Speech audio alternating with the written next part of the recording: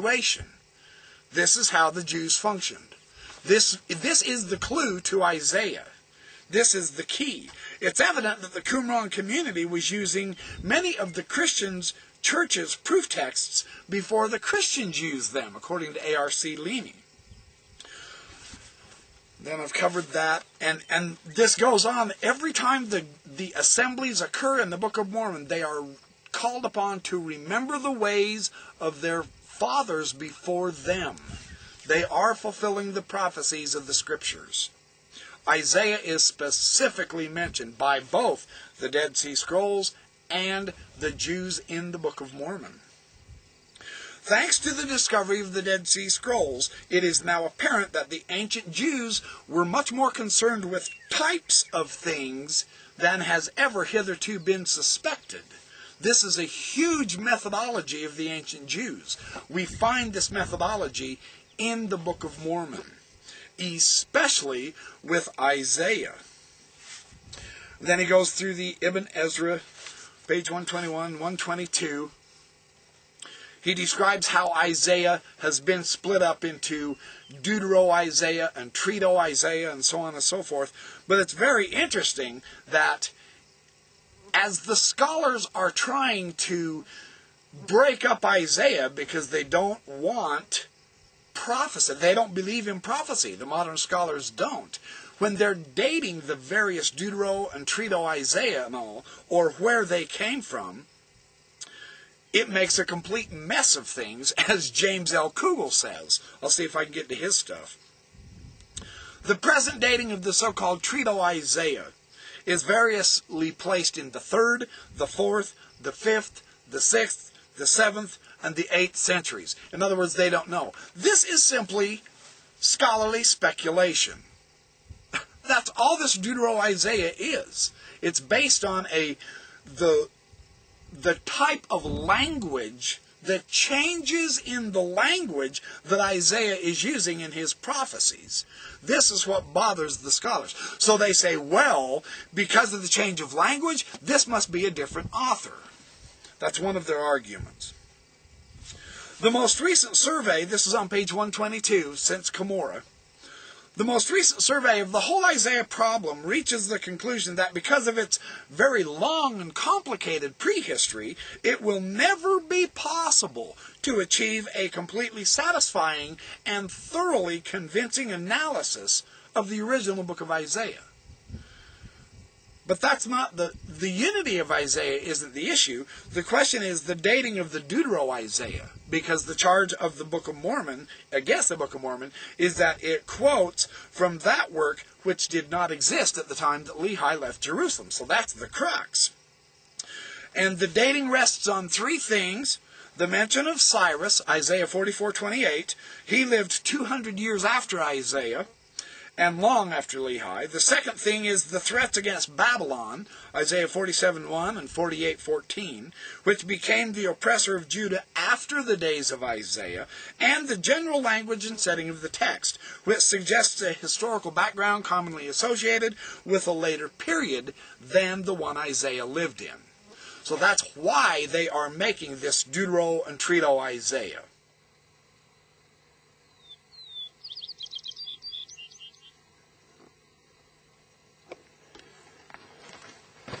Now, in relation to the dating of the second Isaiah, the biblical scholar Eisfeld, Nibley notes, can tell us that references to Babylon in Isaiah, these do not necessarily date the chapters or even the verses in which they appear, the passages being so typically Isaian that the names may well be later substitutions. He notes that Isaiah always preached the restoration as well as the destruction of Jerusalem. Isaiah named his first child the returning remnant. If I remember right, the Hebrew is Maher-Shalal-Hashbaz. And the threat and the promise go necessarily and inseparably together, so that the optimism of Deutero-Isaiah is no sign of separate authorship. The trouble with dating any part of Isaiah, as Eisfeld has noted, is that we have nothing really definite to go on. Fixing dates or places with reference to any religious or spiritual concepts is very uncertain. All we have to go by is general impressions, and we must be satisfied at best with mere possibilities. You notice, nothing is proven that Isaiah didn't write the entire book of Isaiah. All we have are probabilities and possibilities. So, on page 124, Eisfeld points out, there is no reason why the imprecations against the nations should not have been uttered against the Assyrian army and empire in Isaiah's curse, embracing as they did all the nations in their sinister host. Nor, as other scholars note, is there any reason why one must be an exile to write about the exile. How far can we trust the insights of the experts when each of us tells us that it is obvious to him that the exile passages were written in Babylon, that's Volz, or they were written in Palestine, according to Mauwinkle, or it was written in Egypt, according to Marty, or it was written in Lebanon, according to Doom? See, the scholars don't know. This is all just a scholarly give-and-take game, so to speak. I mean, it gives them something to publish about. You know, the old argument, publish or perish. Well, they find a problem in Isaiah, so they can wrangle about it for 100 years and have their careers. Again, we're now being reminded that the two conceptions always form an indivisible whole in the thinking of Isaiah. This idea of destruction and restoration. This is the whole of Isaiah's thinking. You can't think of a gathering unless there has been a scattering, and vice versa, of course. They do not represent two different concepts of history at all, but one and the same doctrine that is basic to all of the prophets long before Isaiah showed up on the scene. The idea of a cyclical concept of things, of alternative periods of suffering and defeat, followed by victory and prosperity.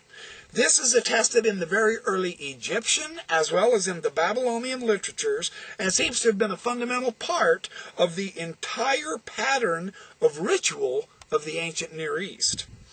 And this goes back way back to early times. Because of the eschatological, that is the end of days, and the apocalyptic element dominates the later Apocrypha, it was thought that they must date to later times.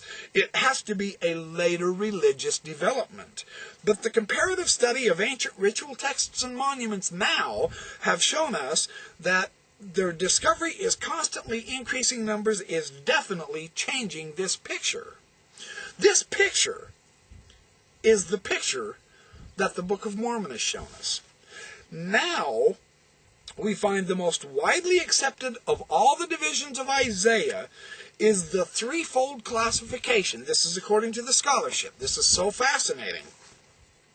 Following Isaiah's own designation of the words of Isaiah, chapters 1 through 35, the accounts of Isaiah, chapters 36 through 39, and then again to the words of Isaiah, chapter 40 through 66. That the titles are authentic is implied in the designation of sections of the Book of Mormon. And how the Book of Mormon is titled is the Words of Mormon, an account of the sons of Mosiah, according to the record of Alma, and the account of the people of Nephi, according to the record of Helaman. This is the sort of complexity that scholars discover everywhere in Isaiah itself, where certain words may serve as keywords or signatures, as it were, denoting the beginning or ending of an independent writing that has then been inserted into the text of Isaiah. If anything, the Book of Mormon attests to this busy reshuffling and re-editing of separate pages of sacred writings that often go under the name of a single prophet. Very interesting, isn't it?